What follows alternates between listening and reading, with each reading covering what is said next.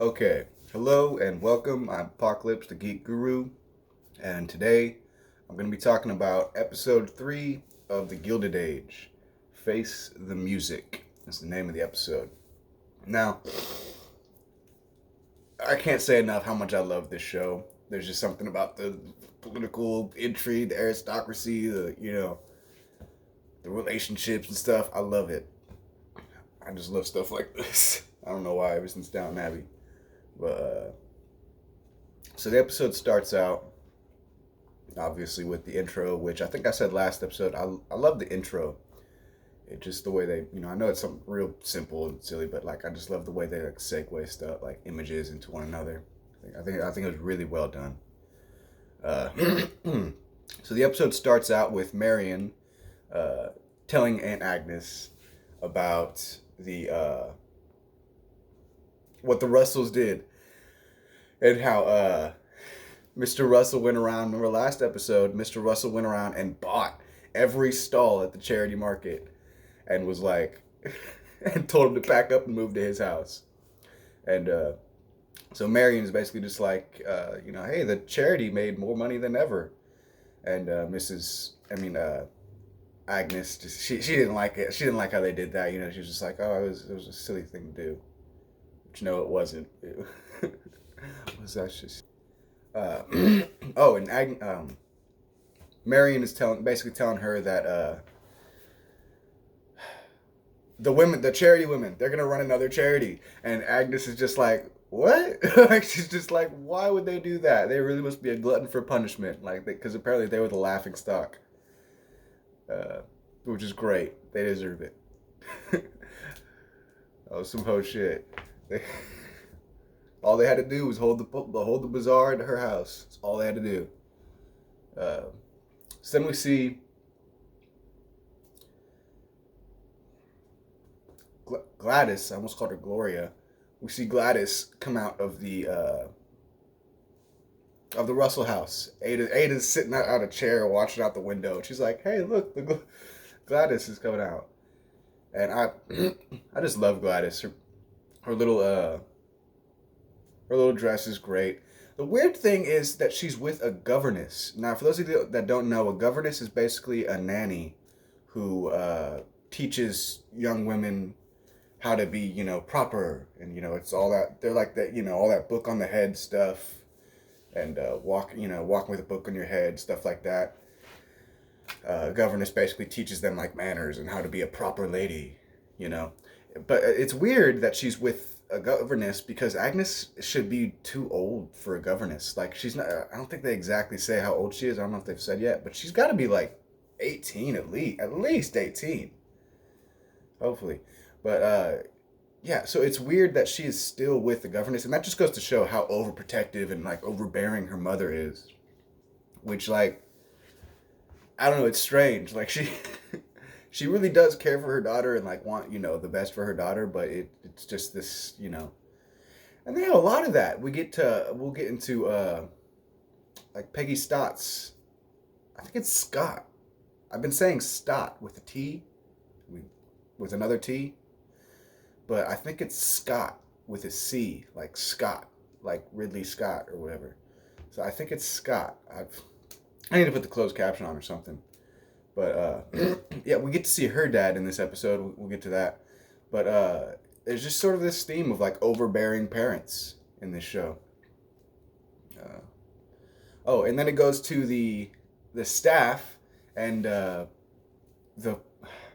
under butler, the first footman, the dude. I forget his name. I knew it last episode. Uh, the guy from my first thumbnail on my first review of this, where he's like, I don't know, but he's asking the maid out on a date, which is great. I love seeing the little, like I said before, I love seeing like the, what's the word for it? Someone help me out here. What's the word I'm looking for? Just like the, not tit for tat, but the slice of life aspect of it, So he's flirting with the maid and saying, hey, we're going to go out on a date. He asked her out on a date. And then Miss Russell goes to the Russells, and Miss Russell hands Mr. Russell a paper that says that the aldermen have reversed their decision. They've reversed their bill. They were going to allow him to build a new station. Because remember, that was the whole thing about last episode. Like he was talking with the aldermen, and they were having this sort of insider trading thing, and he was telling them to invest in his company and then pass the bill, and then they all make money. Well, they invested in the company. It started to get a lot. They made a lot of money, and then they canceled the bill and pulled their money out. And now, Mr. Russell's pissed. He is not happy about that. And as we've gone over before, he is not a man that you want to piss off. He is not a man who is easily trifled with. So it goes to his office. It immediately cuts to his office, and he's yelling at the alderman. Well, not so much yelling. He's a very sort of calm and composed man. He's very measured. I love him. He's great. All the characters in the show are just really great characters. And the alderman is literally I'm sorry. He's what's that he's saying? Basically, the alderman's saying that public opinion has turned away from you. The people don't like you anymore, so we're not gonna approve of your stuff. And Mr. Russell's like, no, I'm not buying that. Y'all just wanted to cancel the bill, make a bunch of money, and then bring it back and make a bunch more money again. They want the stocks to go down again so they can buy them lower and make a bunch more money again. That's how the stock market works. All that stock crap. I don't really get how this stuff works, but So yeah, Mr. Russell's just no, that's stupid. He's just y'all just plan to screw me over, and it's not a good idea. So then it cuts to, what the hell were the aldermen thinking? That was so stupid. This dude, the thumbnail of my last review was, this was, I've got fuck you money, and Mr. Russell totally does. He spent over $1,000, which is a lot of money back then.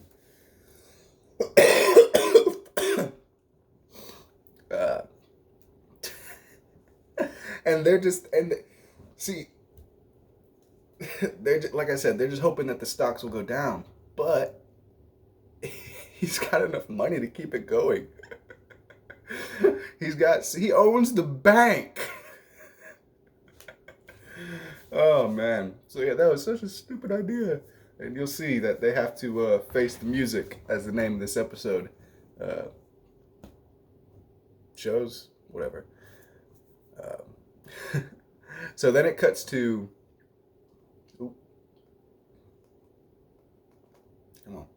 it cuts to the charity event that the charity women are holding. They're holding another one. It's some sort of painting thing. Oh, and they mentioned that Clara Barton is gonna she's heading it. And I've heard that name before a bunch of times. It's that one right there. She's apparently Clara Barton. And I had meant to look up who that was. Echo, who's Clara Barton? According to Wikipedia, Clarissa Harlow Barton was an American nurse who founded the American Red Cross. She was a hospital nurse in the American Civil War, a teacher, and a patent clerk. Since nursing education was not then very formalized and she did not attend nursing school, she provided self-taught nursing care. Okay, so Clara Barton was a... Okay, yeah. I knew that she had... Person, animal, mammal, Echo. Homo, and a... Cancel. But, okay, so I knew that she was a nurse. Or this, I think. I vaguely remembered her being a nurse and stuff like that. And she's wearing... Can't really tell because of that picture is terrible. But, she's wearing a little Red Cross, brooch thing right here. So yeah, that's who Clara Barton is. She was a nurse during the Civil War. She started the Red Cross and everything. It's cool. It's great. I love how they have a little historical figure And Mrs. Astor is at the. Oh, there it is. She's got a little red cross thing. I'm not sure if this is before or after the Red Cross has already started. I'm not gonna bother Echo, but so yeah. Oh, okay, yeah. So she's heading up the charity. Looks like we need some new batteries for this thing. I like the paintings. Some of them. I like landscapes and stuff. They have one on the right, and they show this guy, this sort of smarmy, old timey looking kind of dude with he's got the chops, and he's basically eyeing Ada, and he's like apparently he's an old flame of Aunt Ada's, like they used to be a thing. So he starts talking to her, starts talking her up, and then they have, they flirt a little bit. It's like, oh, it's funny because Ada is often pretty flustered, she always seems sort of flustered and like, oh. But it's dialed up a little bit when she's around him. Like, she doesn't even like, she turns into like this sort of like giddy sort of like schoolgirl. Like, she doesn't know, which she normally is anyway. So it's funny to see it like even more exaggerated. Like, she's like, oh, like she can barely talk. It's funny. Love the show. So then the charity women, they come and talk to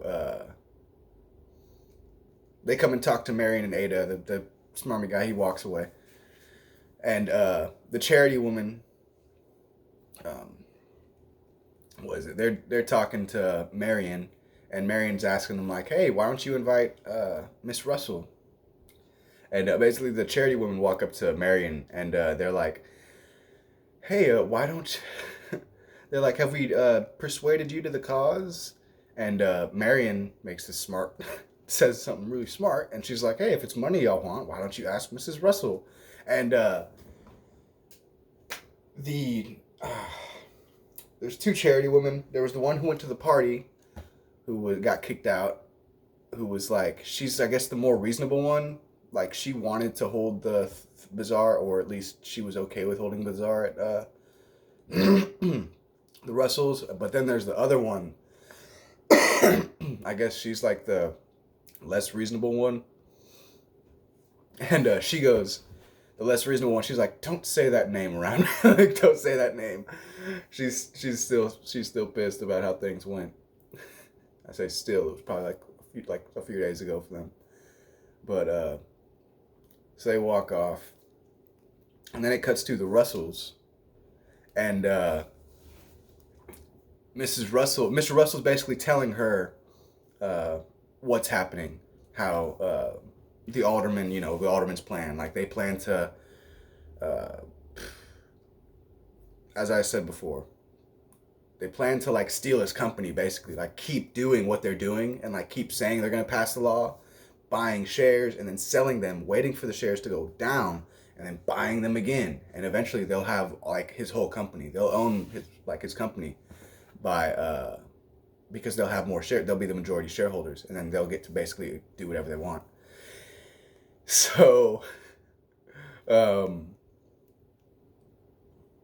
Mrs. Russell is like, well, why don't you just keep buying the shares? Like, why don't you just keep buying shares? Which I don't think he can actually do. Like, he'd have to make it to, I think he talks to his assistant, and he says that he'd have to make it to where they can't be able to trace it back to him. I guess, I think. Or something. But yeah, so his plan is to keep buying shares to keep the stock going up, and then they'll lose a fortune.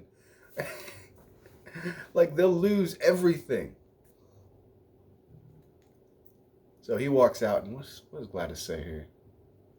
I love Gladys. I love Gladys. And the casting is, I think I might have mentioned this before, the casting is just so perfect. Like, Gladys really looks like Mrs. Russell's daughter. Like, like she really looks like she could be your daughter. Okay, hold on. And Gladys comes up to him, and she's like, hey, I need to ask you for something. And Mr. Russell's like, you mean you want something and you haven't asked your mother? And she's just like, and then they walk off. Then it cuts to the Van Ryns. So much going on. They're always cutting. And what was it? Marion is telling Aunt Agnes about the guy. I forget his name. Hold on, what was his name? You know, it's not important. I'm just gonna call him the Smarmy Chops guy because he's got chops and he's all smarmy. If keep using that word, I don't think it means what I think it means. But then Oscar walks in, oh Freddie Mercury, and he's just like, he's going to a party over at the Russells. He's going to dinner with the Russells. I love it. So he tells Aunt Agnes, and Agnes is obviously upset about that. And then it cuts back again to the Russells, and Mr. Russell is like he's just walking out of his room, and the maid, the lady's maid, Miss Turner, she comes up and like starts kind of like flirting with him, and he's just like, he's either oblivious or just doesn't give a shit about her, which she's stupid, but she's stupid because it's like he is not gonna go from Mrs. Russell to some lady's maid, and it's not like she's not. It's not like Mrs. Turner isn't a relatively attractive woman. And the fact is that he loves Mrs. Russell. I would be very surprised if he made any if he like responded to her advancements in a positive way. I would be surprised if she like actually tried to do something and he didn't just fire on the spot, you know? Because he loves his wife. He's willing to like do all of this for her. He moved to New York. He's going through all this shit for her. Not the alderman stuff, but like, that's part of his business. But like having to like, build a freaking house that was for her. And they didn't even move cities. They just moved up the street. Like down, like up a couple of blocks. He built a freaking mansion just so she could live in a nicer part of town. He's not gonna. No. So then it cuts to the Russells, and they're having their dinner party with Oscar Van Ryn. Now, I love the liveries of the footmen. Like, look at that. Like, what? And Mrs. Russell's dress isn't that bad. It looks kind of like something that the Wicked Witch of the West would wear on Once Upon a Time. That's another show on, what was that on? ABC Family or something? It was on years ago. But, yeah, it looks like something that that the Wicked Witch of the West would wear on that show. So, basically the whole dinner party, the dinner with Oscar Van Ryn and the Russells, the whole thing is basically just Oscar flirting with Gladys, and Mrs. Russell kind of shooting him down at every turn, with Mr. Russell kind of being the moderator, like kind of trying to bridge the gap.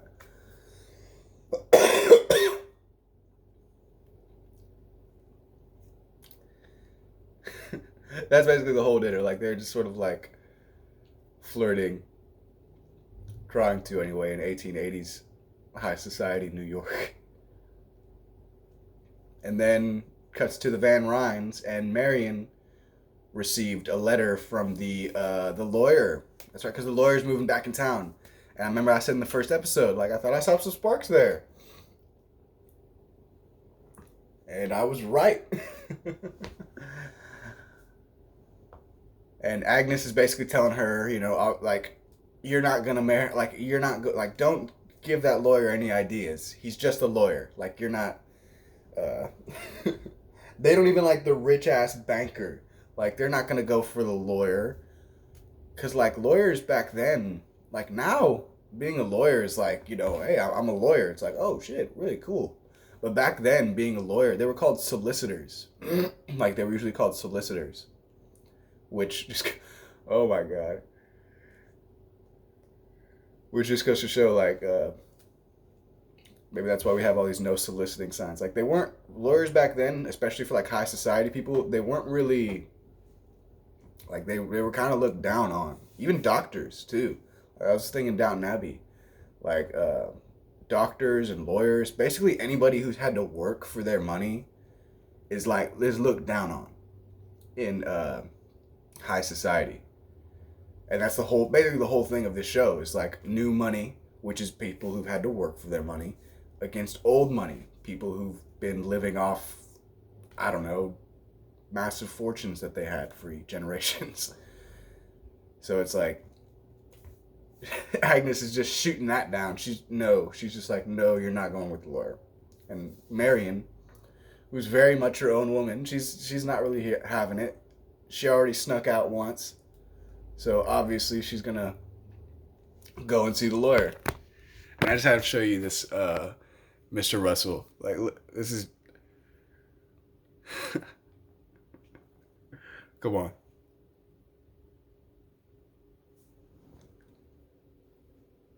Come on, Agnes. That's the, like, that's got to be the thumbnail right there. Mr. Russell's gonna be like every one of my thumbnails. He's my favorite character in the show. He really is. Mr. Russell's my favorite character in this show. I just really thought about that. Yeah. Okay. It's like Mr. Russell and Agnes, Ada. No. Mr. Russell, then Agnes, then Mrs. Russell, then Ada. Ada and Miss Russell are kind of tied. And then the rest of them are just kind of all together. I haven't seen a whole lot of them. I feel like we've seen the most from Mr. Russell. At least the most extravagant stuff. Like, you know, with him going around and buying up that bazaar was just like, that was just so awesome. But, so what the hell are they talking about here? Oh yeah, they're talking about the dinner, and Miss Russell is basically, it's just like, so does the Van Ryn boy like Gladys? You know, she doesn't really seem to like him either. I don't know if it's that or she thinks that he'd only be after her for her money, which I'll get into a bit more later. The Russells have just like a great little. I can never find the right words for this one. It's too sophisticated for my unrefined diction. But vocabulary. They have a nice little lovey-dovey exchange, which just only goes to cement the fact that he's in love with her and he doesn't care about the lady's maid. Maybe he does know what's going on, but because every time she does something to him, he just kind of like and walks off. I think he gets what she's trying to do. He's just like like it's basically him just like patting her on the head and being like nice and walking away. That's basically what he does with her. So I mean, maybe he does get what's going on. He just like, she's just so like off his radar. But then it cuts to Mr. Oscar Van Ryn and Mr. Adams. Some big biceps. They're in bed together, and he's basically talking about, Oscar's telling him about how he wants to marry Gladys. He's basically saying how she'd be like the perfect wife, which she probably would be for him because she's not very, at least from what I've seen. I haven't seen a whole lot of her, but I still like her. But I haven't seen enough. But she seems like she would be more of like a beard for him, not this type of beard. In this context, a beard is like a person, like if you're gay and you don't want people to know you're gay and you still want to like fit into society, this is back then, obviously, although I'm sure it still happens now. But you would marry somebody of the opposite sex who would be okay with you doing, who, or at least wouldn't object, not so much be okay with you being gay and still seeing other people, but who wouldn't object. And I'm not, Gladys seems very soft-spoken, but I'm not, so, but that's only because her mother doesn't let her talk much. And we really just haven't seen much from her.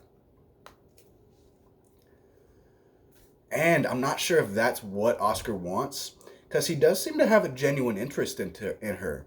Not only that, but he wanted to kiss Marion.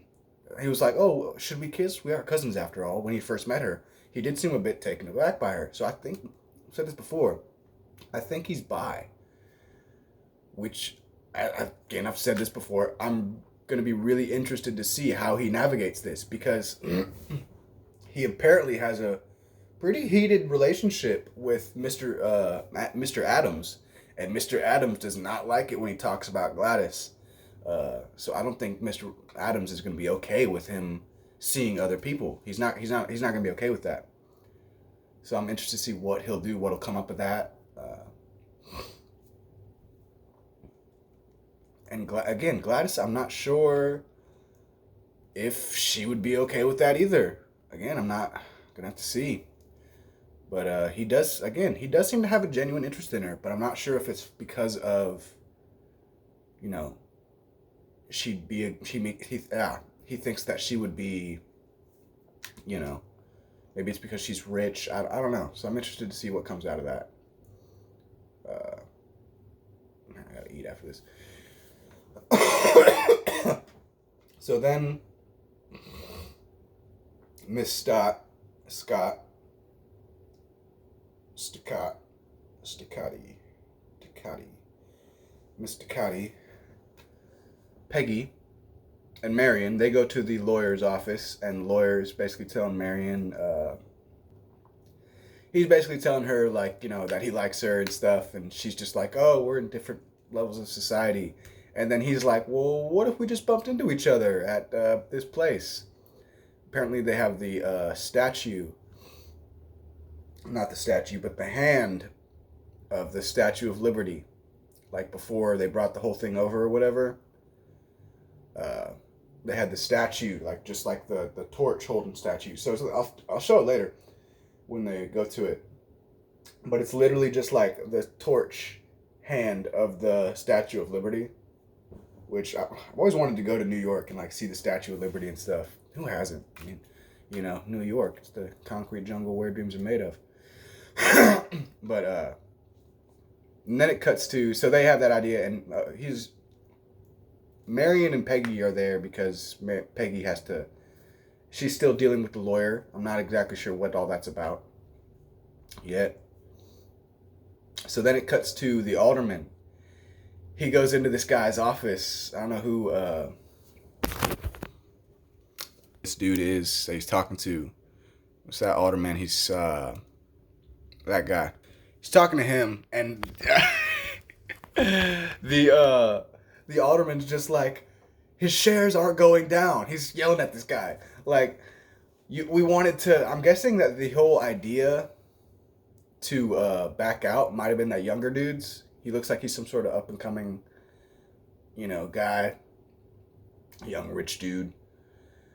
And the alderman's just freaking out. He's like, his shares aren't going down. We've underestimated how much money he has. Again. Oh, man. And the younger guy, he's basically telling him, like, no one can keep this up. It's gonna be all right. We're gonna be okay. Yeah. But then as he looks away, he's just kind of like, as soon as the alderman leaves the room, he's just kind of like maybe we're not okay. And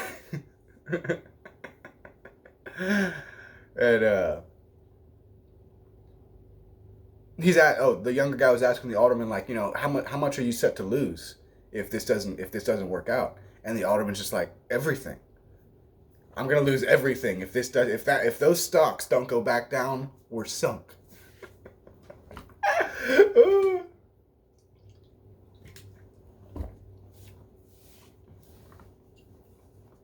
And then on his way out, he bumps into Oscar Van Ryn, and they're just have a quick talk. And Oscar's saying that apparently Mr. Russell is like losing money. Apparently he's close to, like, maybe he'll run out of money. And he says that, and he walks away. And good God, is that the water? No, that's tea. That's tea. It's got to be tea. I hope it's tea. Like, she was pouring like that, and looked like it was just water, like really dirty water for a second. And I was like, oh my God. No. Peggy. She comes down into the servants thing, which I feel like it's a little messed up that she has to, like, hang out with the servants. I mean, I guess I know that technically she is a member of staff. Well, not technically, she is a member of staff. I'll control it. But it's like she's Marion's friend. Like, she's technically a friend of the family. But whatever. That's how things were back then. So Peggy comes in, and she got a letter from a publisher. Yeah, a publisher. And basically saying that they're interested in her letters. Like, apparently she's been writing to a bunch of publishers. She's been writing to a bunch of things. She's trying to get in as a writer. I think I said that last time. Good on her. That's great. And one thing I really kind of liked was that the maid, who was originally pretty prejudiced against her, she seems to have lost that prejudice. The old white lady's still the prejudiced old white lady, but the younger maid, she's like, oh, that's great news. Your letters get it. That's great. She's being nice to her, like, holding a civil discussion with her, and I'm pretty sure that has to do with the fact that if you remember the last episode, when it turned out that Miss the cook. Ah, crap. No, don't do that. The cook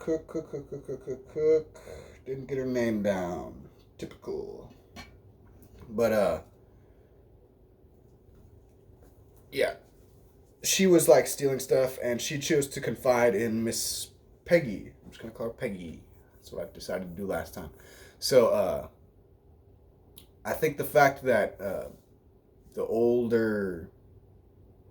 cook, the fact that she was, like, willing to confide in Peggy, that kind of showed the maid that, hey, maybe I'm wrong. Like, here's this woman who, like, I work with, and I think I might have talked about this last time. Like, here's this woman who I work with who is sort of above me, and the maid probably kind of looks up to her a little bit, maybe at least on some level. And so, since she wasn't prejudiced against this woman, not only that, but she chose to confide in her. So I think that kind of might have showed her, like, hey, maybe I'm wrong. Maybe she's not such a bad person. And she seemed to only be prejudiced because she was, because they were, like, taking her, she thought that the, black people were going to come up and take her jobs.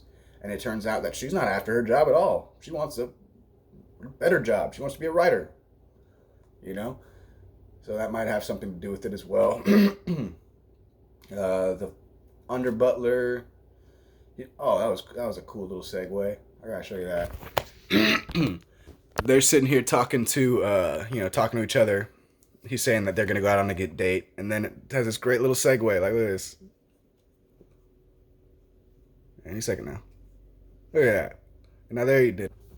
I love little stuff like that. But okay, what the hell are they talking? Oh, one quick thing though. The under butler, he was saying how he's gonna, go on a date with her, and Bannister, the butler, he was just like saying, hey, be back before 10 or whatever, be back by 10, and she was just like, yes, we will definitely. She seems like a little sort of trying to think of the right word. Nervous.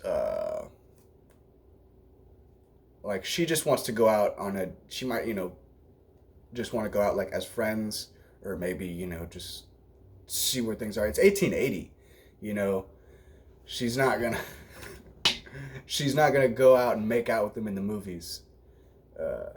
That's not her intention. It might be his though, and that might have her on guard. That's a good word for it. On guard, cautious, apprehensive. Where's my thesaurus? So then it cuts to their dinner, like their luncheon, and the smarmy chops guy, he's flirting with Ada.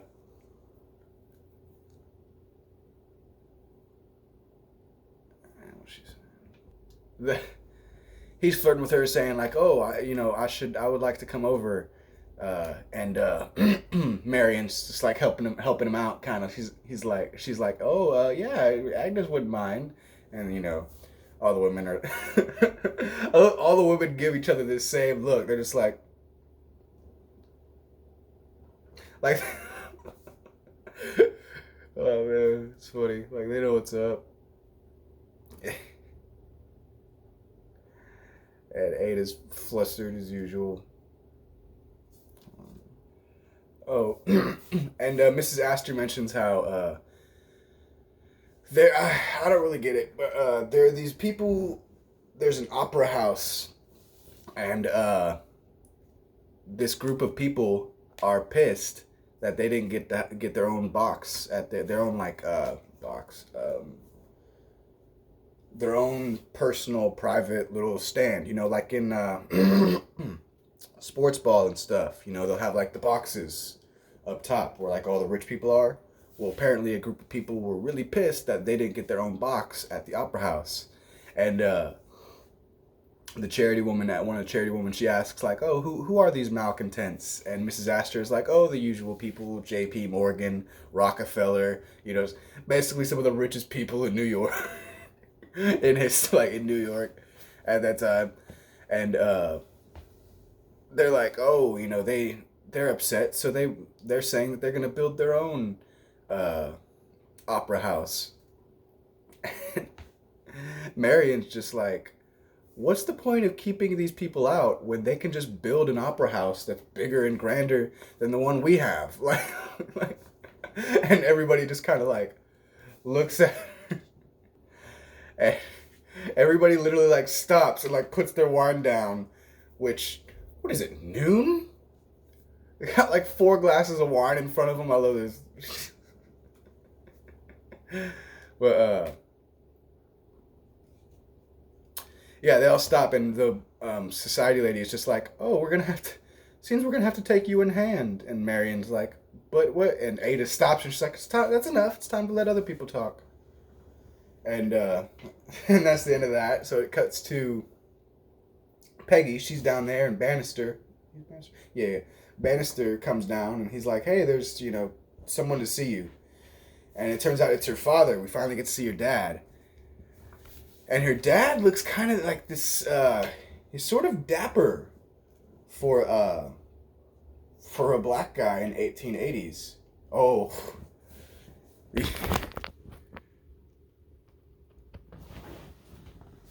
Like he's got like a walking cane, like a nice bum.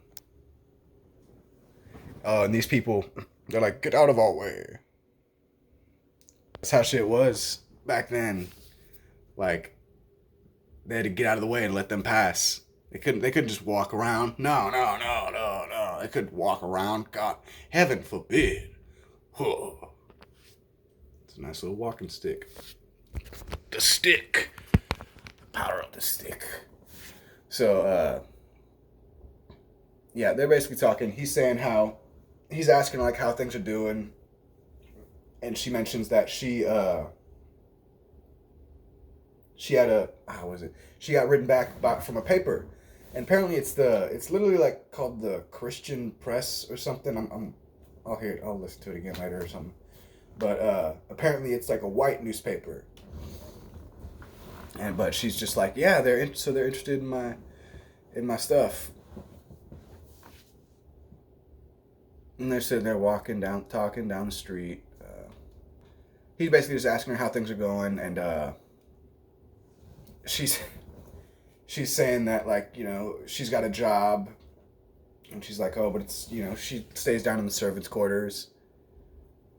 And then he mentions that if things don't work out for her, well, she could always come work for him. And I don't know what he does yet. I don't think they've mentioned that. But apparently she doesn't want to do it. Like, she's just like, it's not something she wants to do. Maybe he runs a brothel or something. Or I don't know. But it's not something that she wants to partake in. That like ended the conversation. She was like his mere suggestion that she come work for him was, she was like, oh, I think I should go. And he's like, is anything wrong? No, I'm just gonna go. And so like that like ended the conversation. So apparently he does something disreputable. He does something that she did not want to be doing. So it could be, a couple things. And then we cut to downstairs at the Russell house, and Mr. Watson, he's kind of eyeing Miss Turner, but not in. I don't think it's like in like a alluring way. Like he doesn't like not in like a kind of way, but just like I don't know if he's trying to like figure her out or something. I don't know. But then he leaves to go somewhere, and the housekeeper, I don't know her name yet either. I don't think. She asks. She's like, hey, where are you going? He's like, oh, nowhere. And she mentions that he leaves to go somewhere for like an hour every day. So it's like, where's he going? I mentioned, he said last episode that he had nothing to hide. So obviously he's got something to hide. Like, and so he leaves and goes off somewhere. And the housekeeper says that, I think he might be sweet on you to Miss Turner. And Miss Turner's like, oh, I got my eyes set on something bigger. It's like, yeah, sure you do. Well, he said that, like, I don't think that's going to work out. So then it cuts to Ada and Marion. I think they're walking back from the luncheon or brunchin or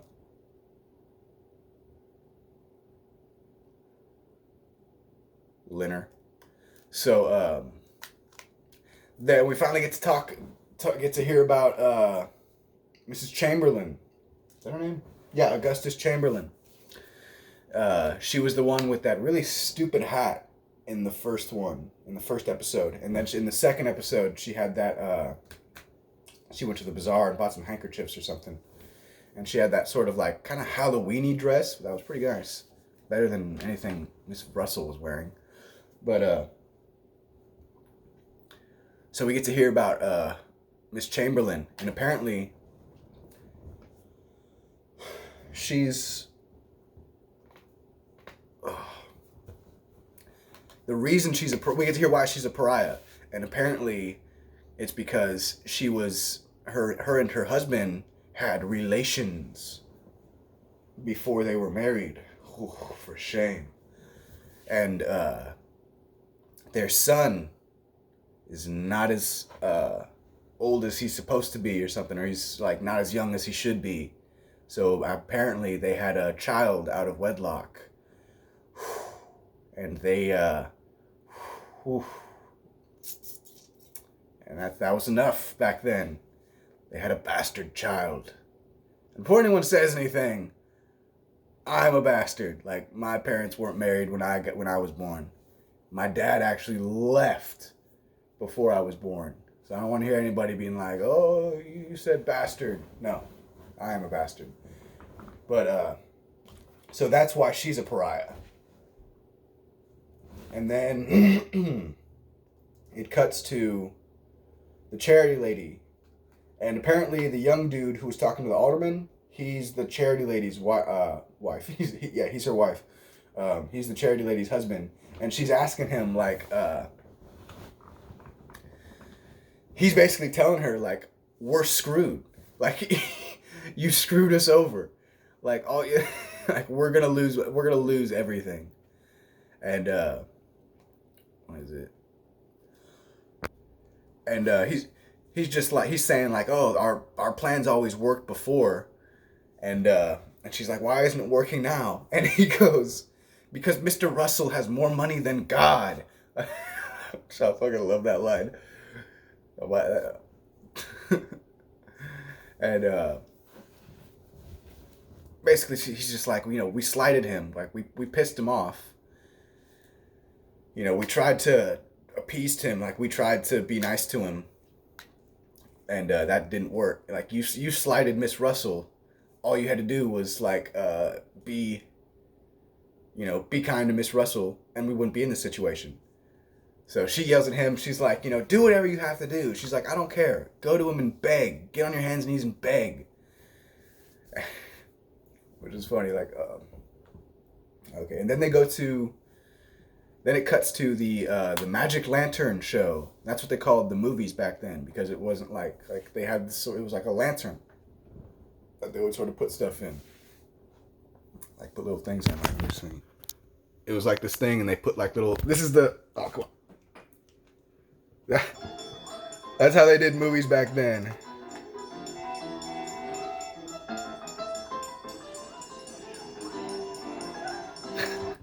I love that. He was like drinking while he was doing it. Like, they had to have like 6 different people running it. They had the guy on the piano playing the piano. Then they had the dude. Oh, and he tries to like put his arm around her. And she is not having, she's like, whoa, what are you doing? Like, that's not, like, no, don't do that. And that kind of like kills the mood for him. Like, they were having this fun time watching the thing. And he like goes to put his arm around her, and he just like, she's like, whoa, what are you doing? And he kind of goes again, and he's like, oh, stop. And he's like, okay. And then they just sort of like start all put their heads down and stuff. And that was kind of the end of the jocularity of all the fun. And then it cuts to the other charity lady, and her husband, the alderman, and he's just yelling at her. It's the same thing, and he's telling her, like, she's like, what do we do? What do you do? And he tells her, go to Mrs. Russell and beg, grovel. I don't think the I'm gonna go back and check. I think I was wrong. I forgot. That's who told, she told him to beg. Not the,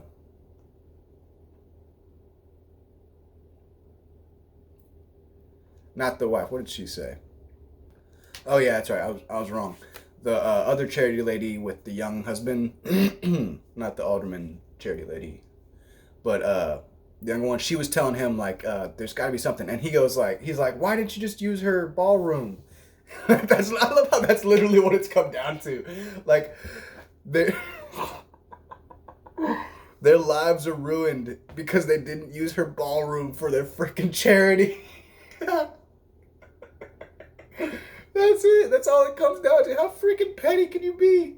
Both of them, all of them. But she's like, and she goes, I wanted to use the ballroom, but the other one, she said her name, and I don't care, they don't matter.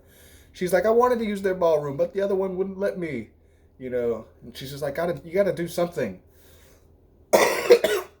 And then it cuts, then it goes to the other charity lady, and she's asking her husband, the alderman, like, what can we do? Is there anything we can do? And he's like, you go to Mrs. Russell and you beg. You get on your hands and knees and you beg her.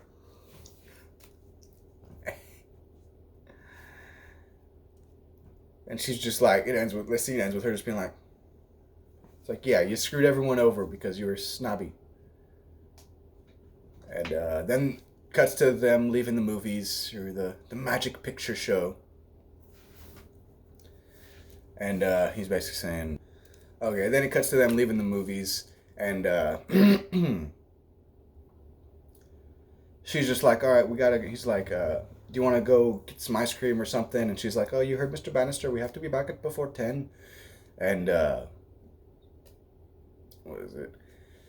He says something about like, oh, they don't own us. Like, this is, our life. Like, we can do what we want. And she's just like, oh, you heard him. We got to be back till 10, like back before 10. And he's just like, if that's the way you want it, he's not. I don't feel as though he's being pushy. Like, he's not, being like, oh, come on. He's just. I feel as though he might think that she's like holding herself back because of them, like because she doesn't want to get in trouble with them. But really, she's just not like, used to that kind of stuff. And they start walking off, and he's like, "Can I hold your hand?" And she's like, "No, I told you I don't like that stuff." And he's just like, "Okay," like he's not really being like pushy per se. He's just like, I don't know, wants a bit more. He just wants to hold her hand, wants a bit more affirmation of his affection, I guess, which is a big thing for guys. Like, a lot of people think that guys don't care about stuff like affection, signs of affection and stuff, but we do. It's just simple hand holding, and, and he doesn't push on it. He's, when she says no, he's like, okay, like, let's head back. So it's, I'm interested to see how that'll affect their dynamic in the house. And then it cuts to the newspaper. I think it's a newspaper. The publisher that Peggy heard back from. And her competition. Even that dude's like, what's going on here? So yeah, apparently there's some like Christian publication, and the guy, or like a white newspaper, they're like called the Christian, hold on, let me see about this name. The Christian Advocate. That's the name of the newspaper. And the guy calls her up, and he's just like, you're Miss Peggy Scott? And she's just like, yeah. He's like, but you said you were, in your letter, you were a secretary. And she was like, I am a secretary, Miss Van Ryn. He's like, yeah, but you never said you were. What do you expect of us? And she's just like, I want you to publish my letters. Like, I want your editor to publish my short stories. And he's just like, well, I don't think we can see you today. And he was about to call her up. And he's just like, I don't think we can see you today. And she's just like, well, okay, I'll wait. And she goes back and sits down to wait. Or hold on. Oh yeah, he's just like, I doubt he'll have time for you, but you're free to wait. And she's just like, okay, well, that's what I'm going to do. She goes and sits back down. And then he calls in the other dude. He's like, all right, come on. And that's shit. And then that dude scooting away. What a prick. Okay. And then it cuts to, so that was Peggy's little adventure, which we'll get back to that later on. So then it cuts to the Mr. Russell. He's walking inside in church. He's not walking inside church. He's walking inside his house, and their butler, who is named Church, he says, like, oh, Mrs. Russell is in there with the charity lady. Still don't know her name. And Miss Russell's like, oh, well then, I better not disturb them. So and he walks off, and then it goes to Miss Russell in there with the charity lady, and the charity lady is just trying to be, like, all nice, trying to be super nice, and she's, like, asking her, like, hey, could you tell your husband to basically stop buying shares, because otherwise we'll be ruined. She's literally just, like, asking, like, could you please, like, tell your husband to stop? He's gonna bankrupt us. And, but she's being, like, all nice, and, like, proper, like, could you please, And Miss Russell is just like, I don't understand. Like, she's basically just like, you're coming here to ask me for a favor, but you have, like, no credit with me. Like, you have no reason to ask me for a favor. Like, you don't, like, no, y'all snubbed me, and now you're coming to ask for my help. She's like, no. And she rings a little bell and calls in one of her footmen, and he's like, and she goes, oh, tell, get her ready. She's going to be leaving. So that's the end of that. She basically gave him the finger and told them where they can stick all their stocks. uh, and then it cuts back to Peggy. She's in the editor's office, and he's just like, oh, sorry for making you wait, Miss Peggy, but we kind of needed a strategy. And, he's like, so he's like, hey, we're gonna have to make some changes to your stories. And she's just like, well, what kind of changes? And he goes, well, remember the little, I need to pause to get distracted. He was like, well, your story was about a little black girl, but we're gonna need to make it about a little white girl. And she's like, what, why? I thought people liked my stories. Like, apparently people liked her stories and they were reading her story and stuff. And, and he's like, well, if we make it a little black girl, we're not going to be able to publish it in the South. Like, we're going to lose people. And, again, like, that's how shit was back then.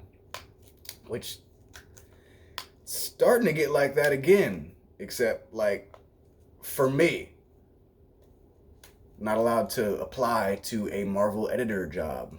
Because I'm not. Because I'm white. So anyway.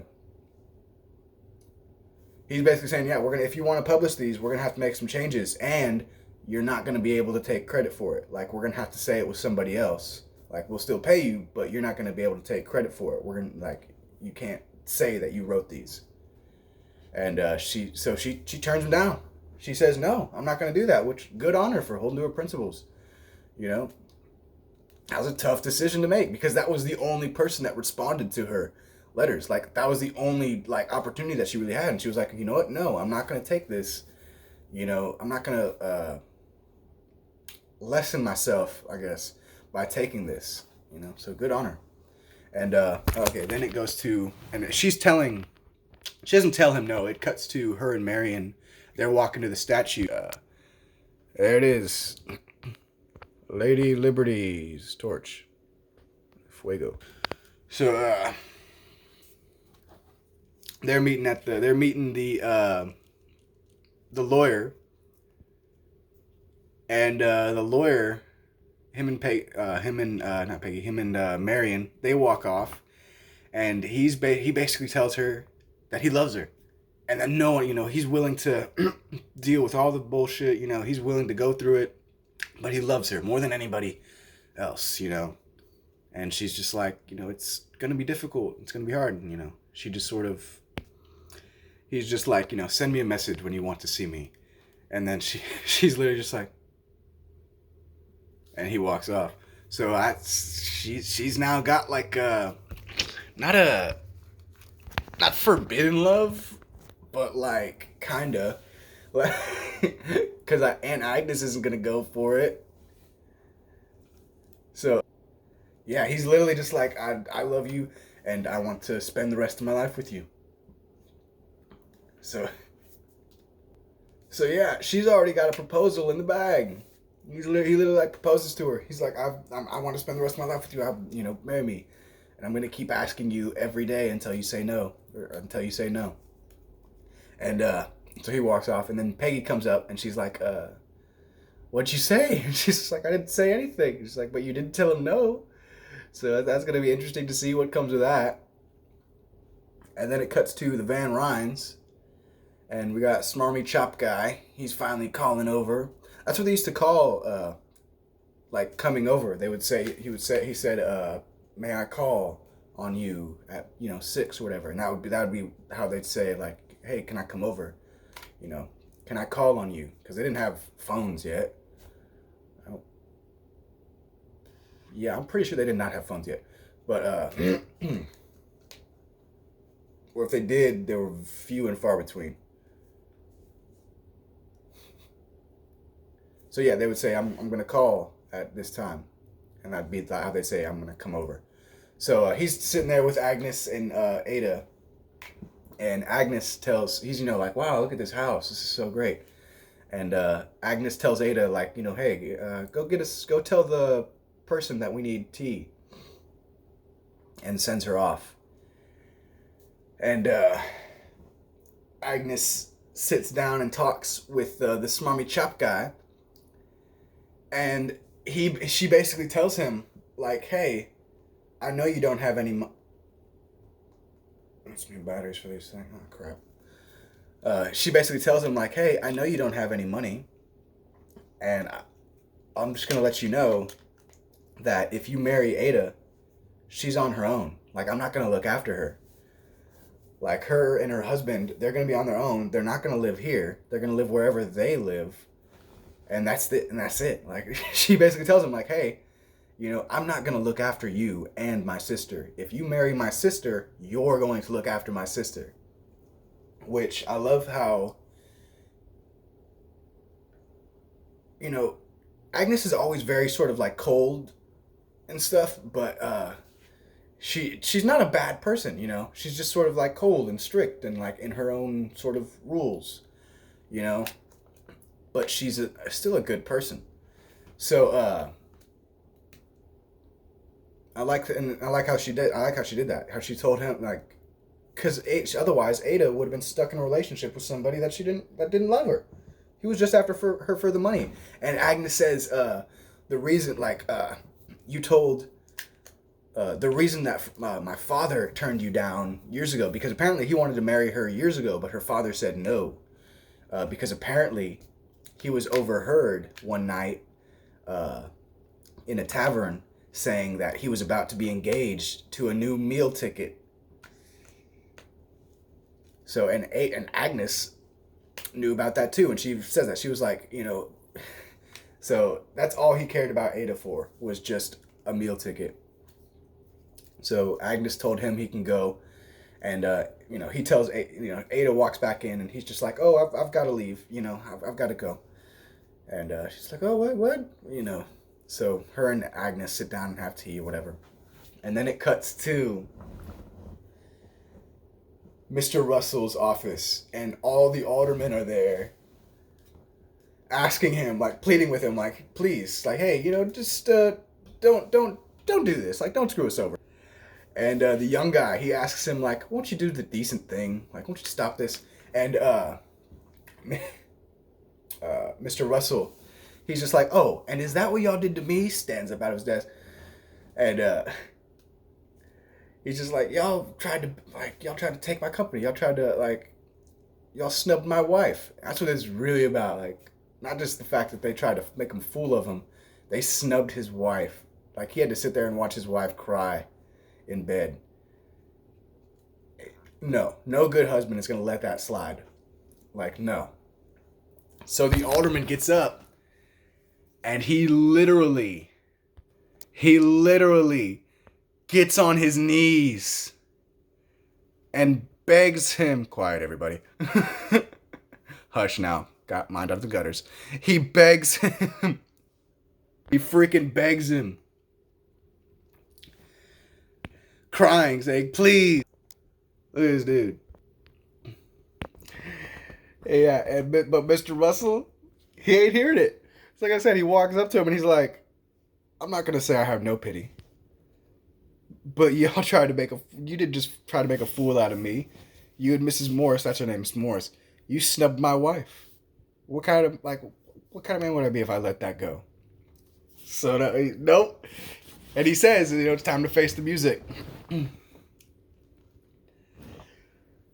And then it goes to the alderman, and he's walking up the stairs up to his house. He's ruined. He's gonna lose everything. And his wife is like, hey, what's going on? And he's just like, oh, it's nothing. It's good. It's good.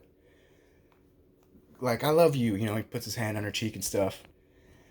And he goes up to her and he's like, hey, I'm so happy for you. I'm very proud of you. And he like puts his hand on her cheek and he's like, you've made me happy and proud. And then he walks up, and Brooks was there, and then it keeps cutting back and forth, like it's showing him walk into his study, and then it shows the Russells. Dress isn't great, too big of a bustle, I think. It's showing him. He's looking at pictures of his kids crying. And then he does the deed. He takes out a pistol, puts it to his head, and self-deletes. And that's the end of the alderman. And the episode. We know it. Okay, so we know at least one of the aldermen has killed themselves.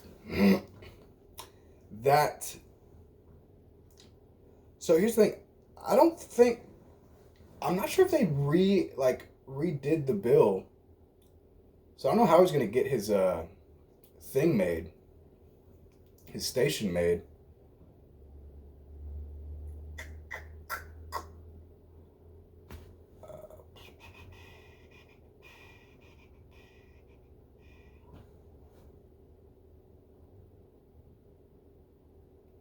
Okay.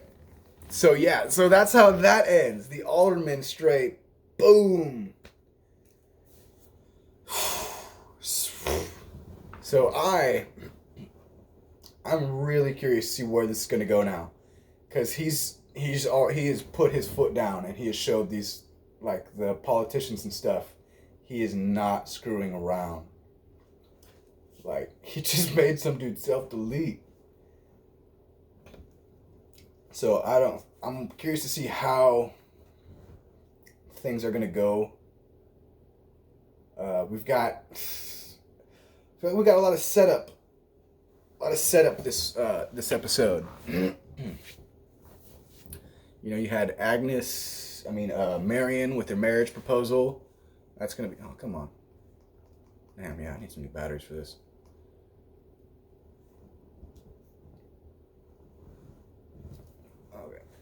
We had Marion with her marriage proposal. We got to see Miss Peggy's dad, Oscar, finally started to put the moves on Gladys. Got to see more of Ada. We finally got to figure out why Mrs. Chamberlain is such a pariah. We didn't see her this episode, but I'm sure we'll see her next episode. And Marion's newfound knowledge might have a bit of an impact on her, how she interacts with her. And I'm sure she's gonna do something. I'm gonna call it right now. Miss Chamberlain's gonna come up and talk, because before they were really nice to each other, because Marion had no idea why she was such a pariah. But now that she knows, I'm wondering if it's gonna affect her, affect how she thinks about her. So I feel like she's gonna be talking with Miss Chamberlain, or Miss Chamberlain's gonna say, come up to her and be kind to her, say something nice to her, and Marion's gonna be like, oh yes, and look away from her, and Miss Chamberlain's gonna be like, I see you know, something like that. I'm gonna call that right now. That's how it's gonna go down.